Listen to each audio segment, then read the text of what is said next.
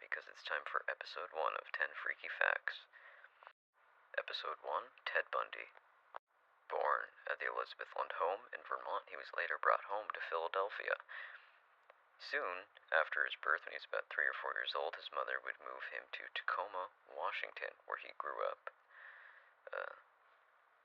living a relatively normal life with friend, family, and siblings. That would later come after Louise met Johnny Bundy at a church social. He was a bright student who generally kept to himself except for when skiing. He graduated Woodrow Wilson High School and moved to Seattle, eventually for college, attending University of Washington. This is the part of the story that most people know. Long before he became a courtroom lawyer during his own murder trials, he was a relatively normal Seattle resident who happened to have a love affair with Volkswagen. So, let's dive into 10 freaky facts, most of which you may or may already not know. Number 1 being he was a fan of Monty Python. This is stated multiple times, especially in the Mike Fisher tapes, that he would often watch Monty Python in his cell, and it was reported that he enjoyed the show while out of prison as well. Bundy enjoyed comedies, horror movies, and documentaries, especially ski films made by Warren Miller, who was an icon in the industry. Number 2, Ted was ambidextrous, meaning he could write with both hands. It is suspected that he used his right hand to sign all the appropriate forms for the Wildwood Inn in Colorado. It's suspected that this is why police were initially unable to make a handwriting match. Number 3, Ted was an avid bike rider. His main brands were Peugeot and Raleigh. Peugeot is a French racing bike maker featuring a variety of different models. These are sturdy, fast, very decent bikes. He often used these bikes to get around when not using his VW or public transit.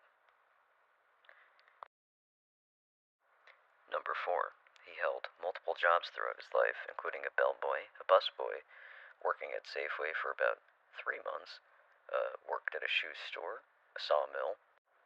He also found work as a janitor and a security guard, as well as with a medical supply company. Most notably, he worked at the Seattle Yacht Club and up in Olympia for the Washington Department of Defense, as well as Ross Davis's campaign. Despite cycling through many different professions, he never could quite hold one for very long.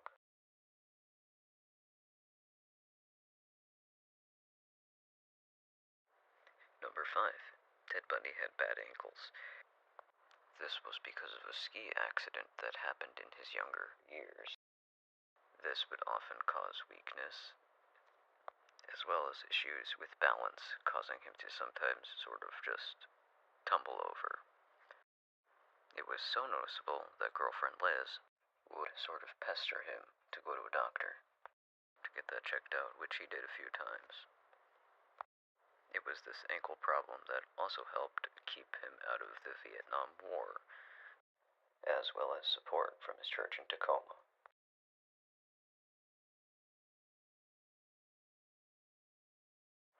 Number 6, as of an alcoholic, Ted Bundy was a fan of Mickey's Big Mouth malt, which is a type of beer, as well as gin, scotch, and of course, wine. It was not uncommon to see wine bottles in the floor of his car. Number 7, he shopped frequently at Nordstrom, going so far as to buy multiple pairs of shoes or other clothing items over multiple days, sometimes in different cities entirely, such as Seattle, Tacoma, and Portland. It is also well documented that he shopped frequently at Sears, as well as Pay 'n Save, with groceries often being bought at QFC and Safeway. Number 8. Despite most popular belief, Ted Bundy enjoyed more than just classical music, with a few favorites being Mongo Santa Maria, Mungo Jerry, and Stevie Wonder. Number 9. He loved holidays, especially Christmas, and while in prison, he would often give his cellmates, those next to him in other cells, a Snickers bar. He also often handed out Christmas cards, drawings, and other little trinkets or items of Christmas cheer. Many of his prison friends and cellmates would remember this fondly for years to come.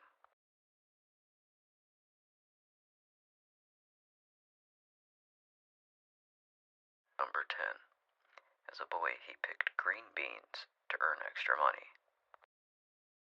While most people are aware that he worked as a newspaper delivery boy, it's often unknown that after school and sometimes during the summers, he and Johnny would go out to green bean fields working to earn extra cash. While this cash wasn't necessarily needed, it provided bonding experiences and a way to make a little extra pocket money. He and his stepfather would have a somewhat tumultuous relation.